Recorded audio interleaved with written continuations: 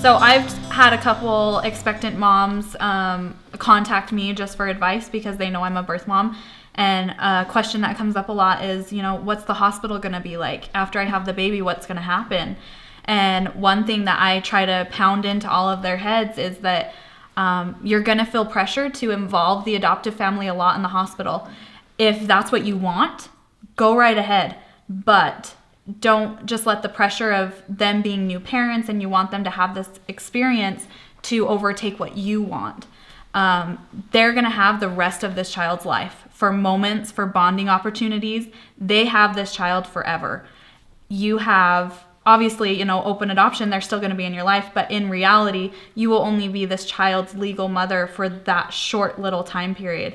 You only have, those few moments to really bond with that child and to be that child's caretaker.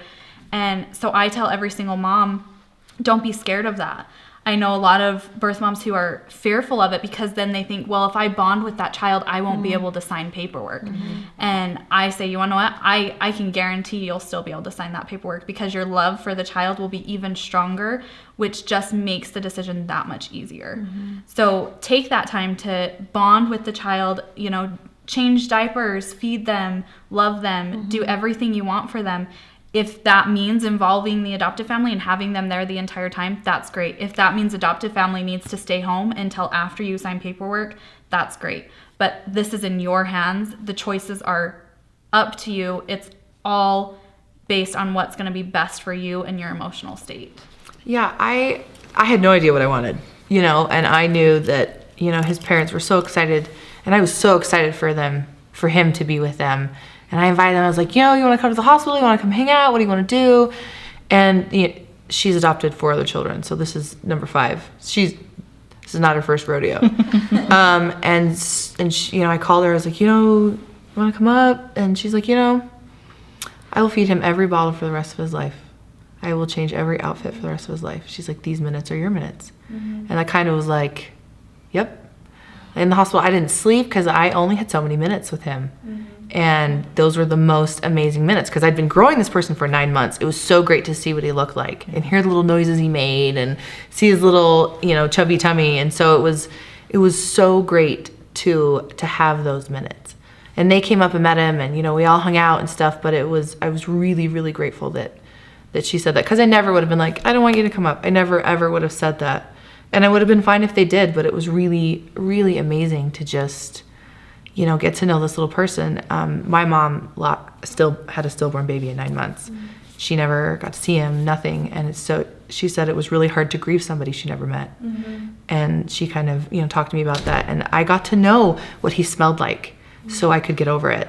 I got to know what he felt like, how heavy he was, the sounds he made, so I could move past it. I don't think I would have been able to grieve not having him around if I hadn't had him around. It would have made it a lot harder to get past that if I'd never had it to begin with. Yeah.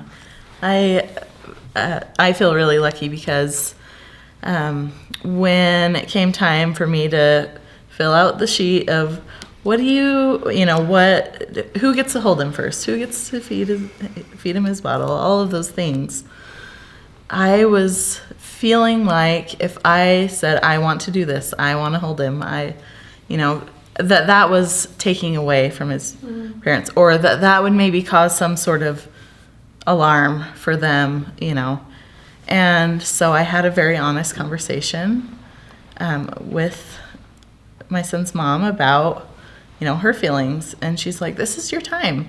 I don't want to step on your toes at all. And, if you need me there, I'm there. If if I'm there and you need me to get out, tell me, And so I felt really good about the way things went in the hospital because I got to make the decision. And, all of those experiences that I had with him as his mom, his mom got to see that, and she gets to, tell him about that, and that's beautiful.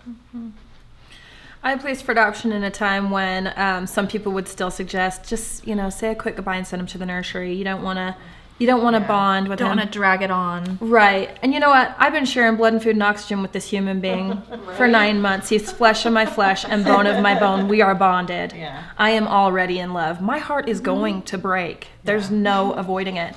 And that heartbreak is beautiful, and I wouldn't trade it for anything. But I got to spend a day and a half in heaven first. Yeah. And that is compensation.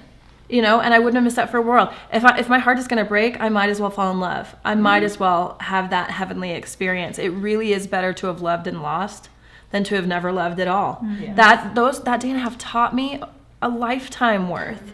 And I felt like I got to know him. And I've known people who never said hello and never said goodbye because they thought it would be easier, and it hasn't been. That's its own pain. That's its own burden. And you can't go back to that place.